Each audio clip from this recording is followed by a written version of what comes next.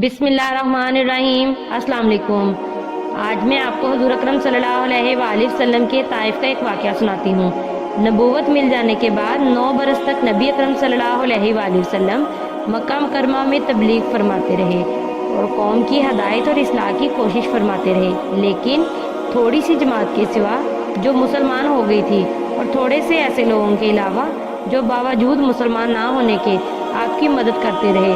اکثر کفار مکہ آپ کو اور آپ کے صحابہ رضی اللہ تعالیٰ عنہ کو ہر طرح کی تکلیف پہنچاتے تھے، مذاق اڑاتے تھے اور جو ہو سکتا تھا اس سے درگزر نہ کرتے تھے۔ حضور صلی اللہ علیہ وآلہ وسلم کے چچا ابو طالب بھی انہی نیک دل لوگوں میں تھے جو باوجود مسلمان نہ ہونے کے حضور صلی اللہ علیہ وآلہ وسلم کی ہر قسم کی مدد فرماتے تھے۔ 10ویں سال میں جب ابو طالب کا بھی انتقال ہو گیا تو کافروں کو اور بھی ہر طرح کھلے مہار اسلام سے روکنے اور مسلمانوں کو تکلیف پہنچانے کا موقع ملا۔ حضور اقدس صلی اللہ علیہ وآلہ وسلم اس خیال سے طائف تشریف لے گئے کہ وہاں قبیلہ ثقیف کی بڑی جماعت ہے، اگر وہ قبیلہ مسلمان ہو جائے تو مسلمانوں کو ان تکلیفوں سے نجات ملے اور دین کے پھیلنے کی بنیاد پڑ جائے۔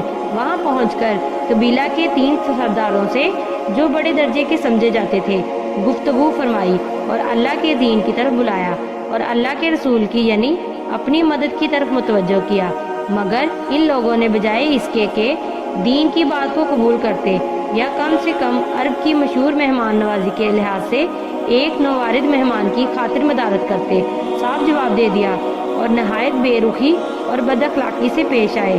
ان لوگوں نے یہ بھی گوارا نہ کیا کہ آپ یہاں قیام فرما لیں۔ جن لوگوں کو سردار سمجھ کر بات کی تھی وہ شریف ہوں گے اور مہذب گفتگو کریں گے۔ ان میں سے ایک شخص بولا کہ او ہو، آپ ہی کو اللہ نے نبی بنا کر بھیجا ہے۔ دوسرا بولا کہ اللہ کو تمہارے سوا کوئی اور ملتا ہی نہیں تھا جس کو رسول بنا کر بھیجتے۔ تیسرے نے کہا میں تجھ سے بات کرنا نہیں چاہتا، اس لیے کہ اگر تو واقعی نبی ہے جیسا کہ دعویٰ ہے تو تیری بات سے انکار کر دینا مصیبت سے خالی نہیں، اور اگر جھوٹ ہے تو میں ایسے شخص سے بات کرنا نہیں چاہتا۔ اس کے بعد ان لوگوں سے نا امید ہو کر حضور اکرم صلی اللہ علیہ وآلہ وسلم نے اور لوگوں سے بات کرنے کا ارادہ فرمایا کہ آپ صلی اللہ علیہ وآلہ وسلم تو ہمت اور استقلال کے پہاڑ تھے، مگر کسی نے بھی قبول نہ کیا، بلکہ بجائے قبول کرنے کے حضور صلی اللہ علیہ وآلہ وسلم سے کہا کہ ہمارے شہر سے فوراً نکل جاؤ اور جہاں تمہاری چاہت ہو کی جگہ ہو وہاں چلے جاؤ۔ حضور اکرم صلی اللہ علیہ وآلہ وسلم جب ان سے بالکل مایوس ہو کر واپس ہونے لگے تو ان لوگوں نے شہر کے لڑکوں کو پیچھے لگا دیا کہ آپ صلی اللہ علیہ وآلہ وسلم کا مذاق اڑائیں، تالیاں پیٹیں، پتھر ماریں، حتیٰ کہ آپ صلی اللہ علیہ وآلہ وسلم کے دونوں جوتے خون کے جاری ہونے سے رنگین ہو گئے۔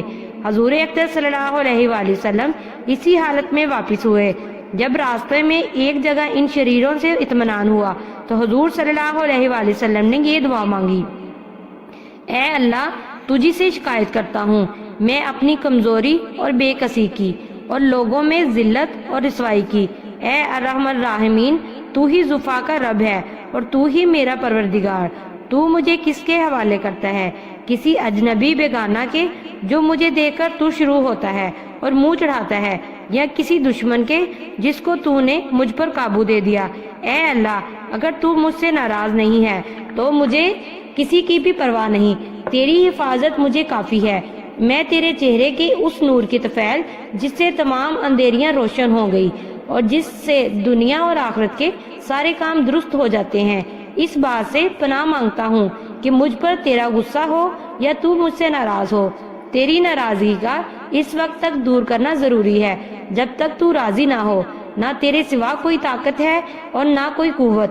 ملک الملک کے شان قہاری کو اس پر جوش آنا ہی تھا کہ حضرت جبرائیل علیہ السلام نے آ کر سلام کیا اور عرض کی کہ اللہ تعالیٰ نے آپ کی قوم کی وہ گفتگو جو آپ سے ہوئی سنی اور ان کے جوابات سنے، اور ایک فرشتے کو جس کے متعلق پہاڑوں کی خدمت ہے آپ کے پاس بھیجا ہے کہ آپ جو چاہیں اس کو حکم دیں۔ اس کے بعد اس فرشتے نے سلام کیا اور عرض کیا کہ جو ارشاد ہو میں اس کی تعمیل کروں گا، اگر ارشاد ہو تو دونوں جانب کے پہاڑوں کو ملا دوں جس سے یہ سب درمیان میں کچل جائیں۔ یا جو سزا آپ تجویز فرمائیں۔ حضور صلی اللہ علیہ وآلہ وسلم کی رحیم و کریم ذات نے جواب دیا کہ میں اللہ سے اس کی امید رکھتا ہوں کہ اگر یہ مسلمان نہ ہوئے تو ان کی اولاد میں سے ایسے لوگ پیدا ہوں گے جو اللہ کی پرستش کریں گے اور اس کی عبادت کریں گے۔ یہ ہیں اخلاق اس کریم ذات کے جس کے ہم لوگ نام لیوا ہیں کہ ہم ذرا سی تکلیف سے، کسی کی معمولی سی گالی دے دینے سے ایسے بھڑک جاتے ہیں کہ پھر عمر بھر اس کا بدلہ نہیں اترتا، ظلم پر ظلم اس پر کرتے رہتے ہیں اور دعویٰ کرتے ہیں کہ اپنے محمدی ہونے کا، نبی صلی اللہ علیہ وآلہ وسلم کے پیروکار ہونے کا۔ نبی صلی اللہ علیہ وآلہ وسلم اتنی سخت تکلیف اور مشقت اٹھانے کے باوجود نہ بددعا فرماتے نہ کوئی بدلہ لیتے۔ امید ہے کہ آج کی ویڈیو آپ کو پسند آئی ہوگی۔ ویڈیو پسند آئی ہو تو ویڈیو کو لائک اور شیئر ضرور کریں اور بیل آئیکن ضرور پریس کریں تاکہ ہر نئی آنے والی ویڈیو کا نوٹیفیکیشن آپ کو بر وقت مل سکے۔ اس طرح کی اسلامی ویڈیوز دیکھنے کے لیے ہمارے چینل کو ضرور سبسکرائب کر لیں۔ جزاک اللہ۔